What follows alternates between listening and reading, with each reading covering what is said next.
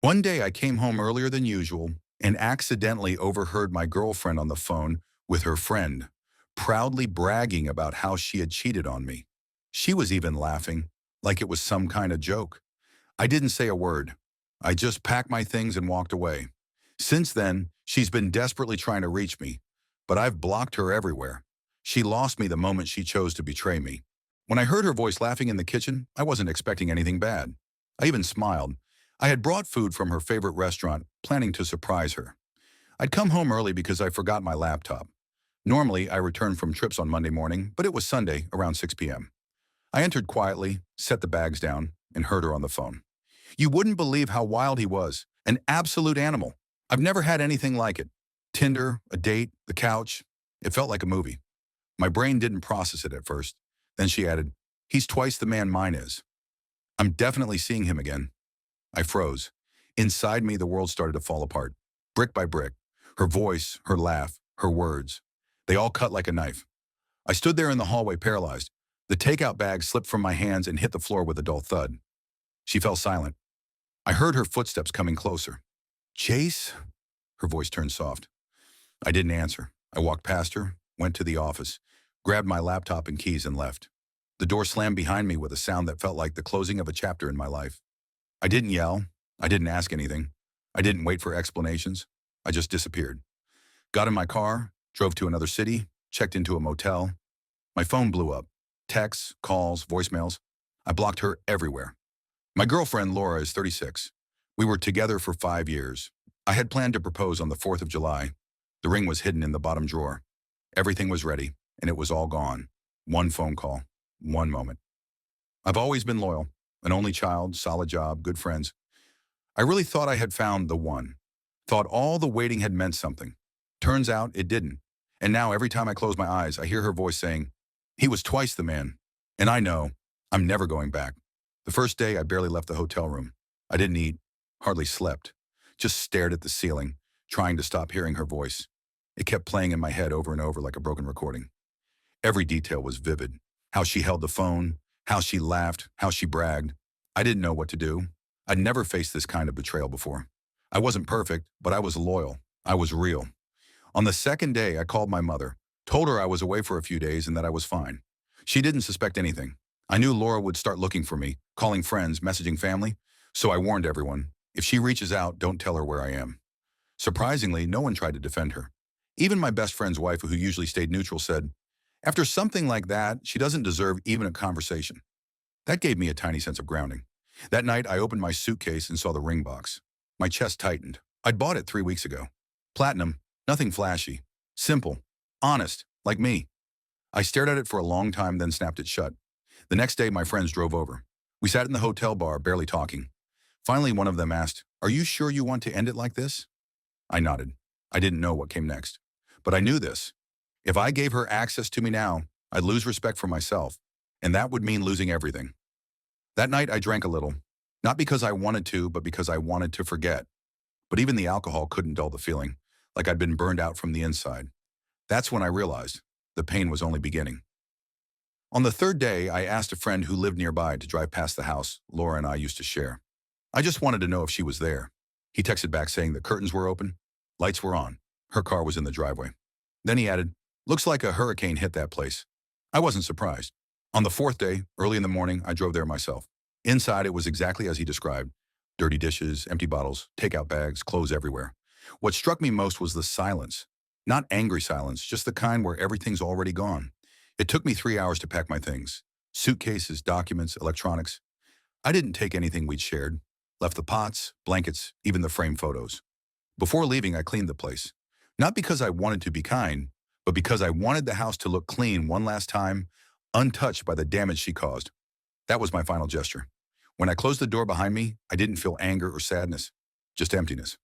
By evening, my phone started flooding with messages. Laura realized I'd been there, and it began. "You owe me a conversation. We can fix this. It was a mistake." I didn't respond. Not because I was ignoring her, but because I had started to understand I no longer belonged to that life. I moved in with my mother. She didn't ask questions, just made dinner, and told me I could stay as long as I needed. I was a 38-year-old man who'd planned to propose and build a family. Now I was sleeping on a mattress in my childhood room, and still, there was peace in that. Better to live in a house where you're loved than under a roof where you were discarded. The following week, I lived on autopilot. Morning, coffee, a half-hearted attempt to work, sleepless nights. Every little thing reminded me of her. Music, the scent of soap in the bathroom, even random lines in movies. I kept ignoring her, but deep down, I knew I'd have to see her eventually. Not for her, for me. I needed to hear her lie to my face, or maybe admit the truth. On Friday, I texted her, "If you want to talk, meet me at the downtown bar. I'll be with a friend, no scenes." She replied right away, "I'll be there." Thank you. That evening, my friend and I arrived early, grabbed a table, and I took a couple of shots to calm the shaking in my chest. Laura walked in like she always did, confident, made up, composed. She sat down and pretended everything was normal. Asked how I was, I cut her off. "I don't care. I've got a list of questions." She tensed but tried to keep her composure. I asked, "How long did it go on?" She swore it was just once. A mistake. I looked at her and didn't recognize the person in front of me. Same face, but the inside was hollow. I told her, "Stop lying, just tell the truth. I'm not forgiving, and I'm not coming back. I just need to know who you really were." She was quiet for a moment, then looked down and began to speak. Slowly, like each word cracked something inside her. Turned out that almost every time I went on a weekend trip with friends, she convinced herself I was cheating on her. So in her words, she had her own fun. She said it calmly, as if she didn't understand how disgusting it sounded. I didn't yell. I didn't get up and leave. I just felt everything inside me finally die. Not even disgust was left. Just calm. Cold, like stone. I hadn't planned on making a scene. I just wanted to hear the truth and leave. But when she finished speaking and the silence settled, I took the small box out of my jacket's inner pocket and placed it on the table. She recognized it instantly. I didn't open it, didn't give a speech. I just said, "I bought this 3 weeks ago. I was going to propose on the 4th of July at the party where we first met." She covered her mouth with her hand. Her eyes went glassy. I saw something break inside her. I added, "But you made your choice before I could." She started crying. Not just tears, raw, choking sobs. Her body curled inward like everything inside her had collapsed at once. People around us started turning to look, but I didn't care. I kept talking, calm, no drama. "You cheated on me. You lied. You doubted my loyalty without reason. And worst of all, you chose to humiliate me instead of talking to me. That's not a mistake. That's who you are." She reached across the table, but I pulled back. I didn't hate her. Everything we had was simply gone. No drama, no explosive ending. I stood up, thanked the waiter, grabbed the ring box, and walked out. My friend followed. We drove in silence. I felt hollow but not destroyed. Everything that needed to happen had already happened. Back home, I put the ring back in the drawer. I didn't sell it. It no longer meant anything, but it was part of a chapter I had closed myself. The messages from Laura kept coming, but now I wasn't just ignoring her. I was preparing to block her for good. No more what-ifs. I knew who she was. More importantly, I knew who I was. I chose not to get revenge, not to humiliate. I chose to walk away quietly, honestly, all the way. After that night, I finally blocked Laura everywhere. Phone, email, social media, every channel I could think of. It felt like slamming 1,000 doors at once. There was no satisfaction in it, just quiet relief. The next morning, I moved fully into my mom's house. She didn't ask questions, just left a blanket folded at the end of the bed and told me dinner would be at 7. I sat on that mattress for a long time, just staring out the window. It still felt unreal, like I'd stepped out of my own life and into someone else's. A few days later, I got a call from a mutual friend, Mia. She was the one organizing the July 4th party where I'd planned to propose. She said Laura had reached out to her, asking if she could still come. I told Mia everything. The phone call I overheard, the cheating, the lies. There was a long silence. Then she said, "Well, that settles it. She's not welcome." I thanked her, and for the first time in weeks, I felt a piece of pressure lift from my chest. I could go to that party without dreading a confrontation. The following day, one of Laura's coworkers messaged me on Facebook, someone I barely knew. "She's not doing well," the message read. "She regrets everything." I didn't reply. I wasn't interested in her pain, her version of events, or her regret. I wasn't angry anymore. I was just done. That weekend, I went for a long drive alone, no destination, just open road and silence. Somewhere between the highway and a quiet lake stop, it hit me. This wasn't a detour in my life. This was the new direction. And strangely, I didn't feel lost. I felt light. I felt clean. Not because I had moved on, but because I had finally let go of trying to fix what was already broken. A few days after the drive, a thought started circling in my mind. Who had she been talking to on the phone that day? The voice I heard wasn't loud enough to recognize, but I remembered her tone. casual, chatty, like she was speaking to someone close. For some reason, it stuck with me. I reached out to two of her closest friends through a burner account. Both said they had no idea about any affair and swore they hadn't talked to her that Sunday. One even sounded genuinely hurt, saying Laura had lied to her too. That narrowed it down. I started to suspect it was her sister. They were close in a way that sometimes felt strange. Too much trust, too many secrets. I tried texting her sister once from a new number.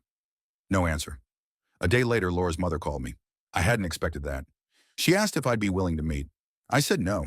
She insisted Laura was in a dark place, depressed, not eating, barely speaking. I listened in silence.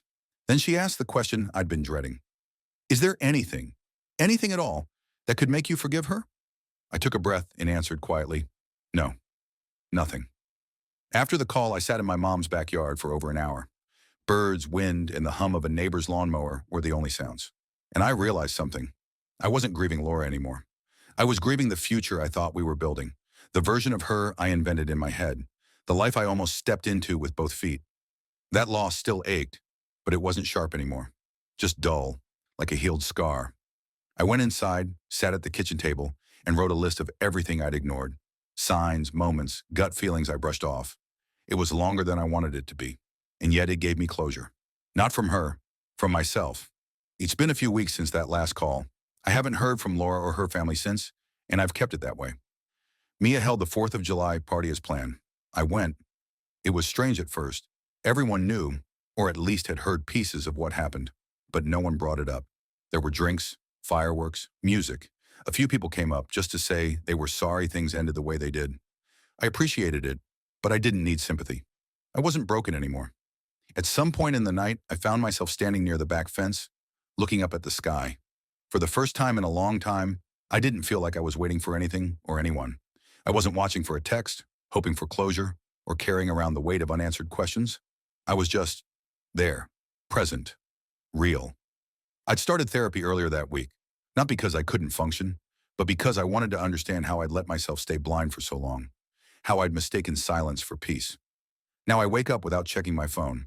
I go for runs again. I even started journaling, something I hadn't done since college. There's no dramatic transformation, no new relationship, no perfect happy ending, just small, steady moments of clarity, and that's enough. I kept the ring, not out of sentiment, but as a reminder. A lesson. That love, no matter how deeply felt, can't survive without trust. And that trust, once shattered, never comes back the same. I don't hate Laura. I don't wish her pain, but I also don't wish her back. Some chapters don't need a sequel. They just need to end. And this one did. Quietly, cleanly, on my terms.